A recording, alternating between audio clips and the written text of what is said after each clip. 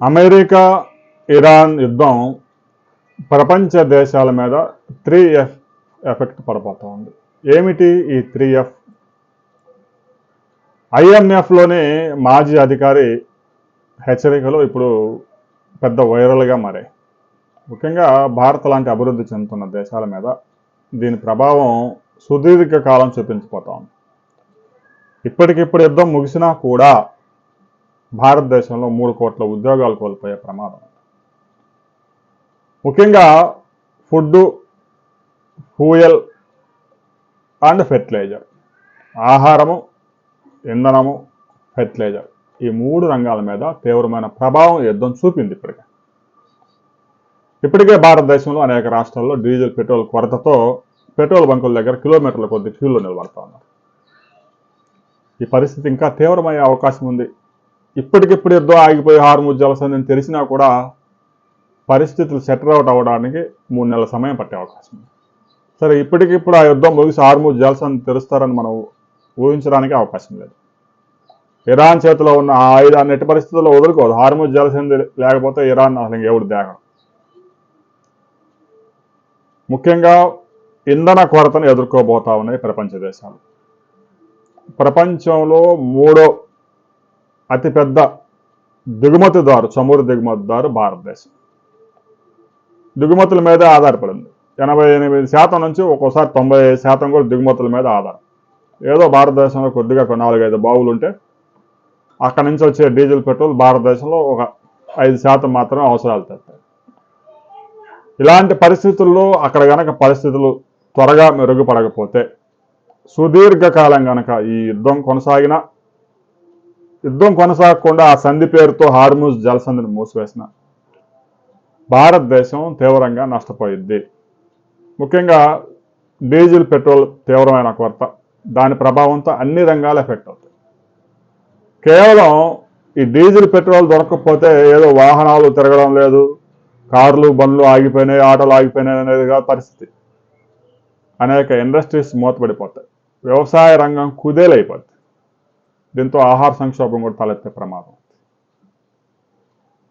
మరొక కీలకమైన అంశం కూడా, ఫెర్టిలైజర్స్ తయారీకి అవసరమైన గ్యాస్ మొత్తం మనకి ఖతార్ దేశం నుంచి భారతదేశానికి వస్తూ ఉంది. వచ్చిన తర్వాత భారతదేశంలో దాంతో యూరియా తయారు చేస్తూ ఉన్నారు.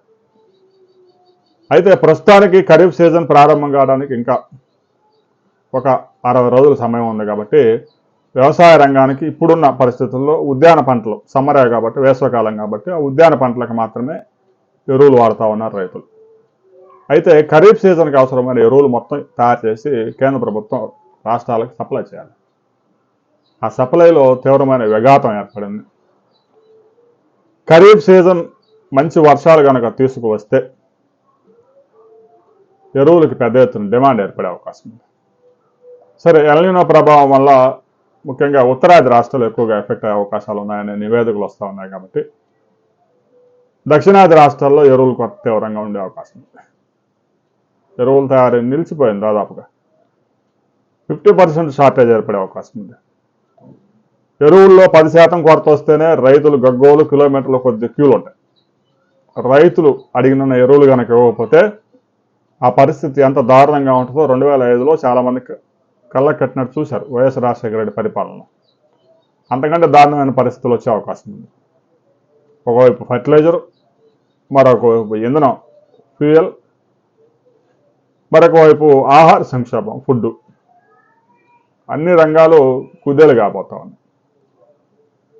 ఈ యుద్ధం ఇమ్మీడియట్గా ఆగినా కూడా భారతదేశం మీద తీవ్రమైన ప్రభావం ఉంది. జీడిపి 7.2% వచ్చిందని అంచనా వేశారు. అది 6.5% తగ్గించారు. ఈ యుద్ధం కనుక మరో 6 నెలల పాటు ఇలాగనే చర్చలు, సంధి పేరుతో హార్ముజ్ జలసంధిని కనుక ఒక 6 నెలలు మూసేస్తే భారతదేశంలో జీడిపి వృద్ధి రేటు 5%కి పతనమయ్యే అవకాశం ఉంది.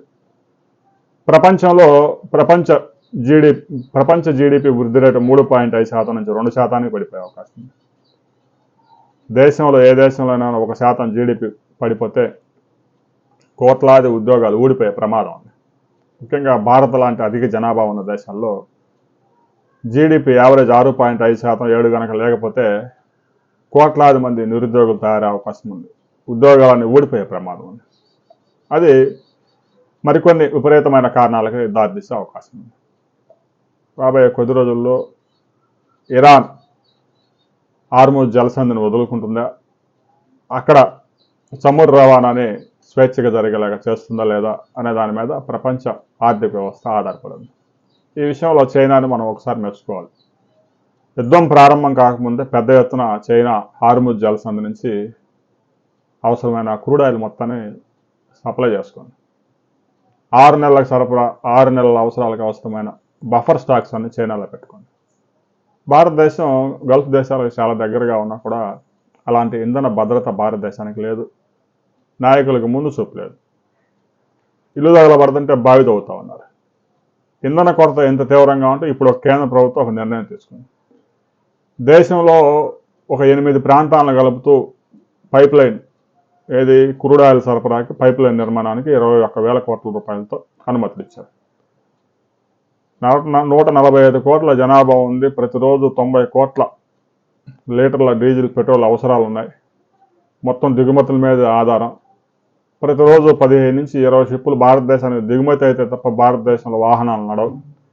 ఇలాంటి పరిస్థితుల్లో కనీసం ఒక 6 నెలలకు అవసరమైన బఫర్ స్టాకులు ఉండాలి. దేశంలో ముఖ్యంగా ఓడరేవుల నుంచి నగరాలకి, అనేక నగరాలను కలుపుతూ పైప్ లైన్ వ్యవస్థ ఉండాలి. ట్యాంకర్స్ మీద ఇంత భారీగా సరఫరా చేయడం సాధ్యం కాదు. ఇలాంటి వ్యవస్థ అంతా క్రియేట్ చేసుకోవాల్సిన ఆయిల్ కంపెనీలు చేతులు ఎత్తేసి ఇల్లు గాలిలాగా ఇప్పుడు బావి తవ్వుతా ఉన్నాయి. ఇంధన భద్రత విషయంలో భారత్ చాలా వెనకబడి ఉంది. ముఖ్యంగా డీజిల్, పెట్రోల్కి ప్రత్యామ్నాయం కనుక ఆలోచించకపోతే ఇది ఇప్పుడు వచ్చిన సమస్య ఒకవేళ పరిష్కారమైన భవిష్యత్తులో కూడా ఇబ్బందులు. ఇక ఇథనాల్ అయితే E10 నుంచి E20 దాకా వచ్చారు. 20% అయితే పెట్రోల్లో కలిపేస్తూ ఉన్నారు. ఇంకా అంతకంటే ఎక్కువ కలిపితే ఆ బళ్ళు కూడా నడవు, కార్లు. పూర్తిగా ఇథనాల్తో నడిచే వాహనాలు ఇంకా భారతదేశంలో తయారు కాలేదు. దాన్ని ఇంకా డెవలప్ చేయాల్సి ఉంది. దానికి చాలా సమయం పడుతుంది. భారత్ ఇంధన భద్రత గాలిలో దీపం. పేరుకే ఇంధన భద్రత అని చెప్తా ఉన్నారు. 60 రోజులకు బఫర్ స్టాక్స్ ఉన్నాయని పెద్ద పెద్ద కోతలు కూశారు. యుద్ధం మొదలై 55 రోజులు అయిపోతే బఫర్ స్టాకులు కూడా ఎత్తిపోయినాయి. బఫర్ స్టాకుల్లో ఏం లేవు. అర్థమైపోతూ ఉంది పెట్రోల్ బంకుల దగ్గర జనాలను చూస్తూ ఉంటే. రాబోయే రోజుల్లో ఈ సంక్షోభం మరింత తీవ్రం కాకముందే కేంద్ర ప్రభుత్వం కనుక కళ్ళు జరగకపోతే దేశంలో తీవ్రమైన సంక్షోభం వచ్చే అవకాశం ఉంది. 9 కోట్ల మంది ఉద్యోగాలు కూడా కోల్పోయే ప్రమాదం ఉంది. దీనికి సంబంధించి మరిన్ని వివరాలతో ఒక తాజా రిపోర్ట్ IMF నుంచి రాబోతా ఉంది. ఆ వివరాలతో మరో వీడియోలో మనం కలుసుకుందాం.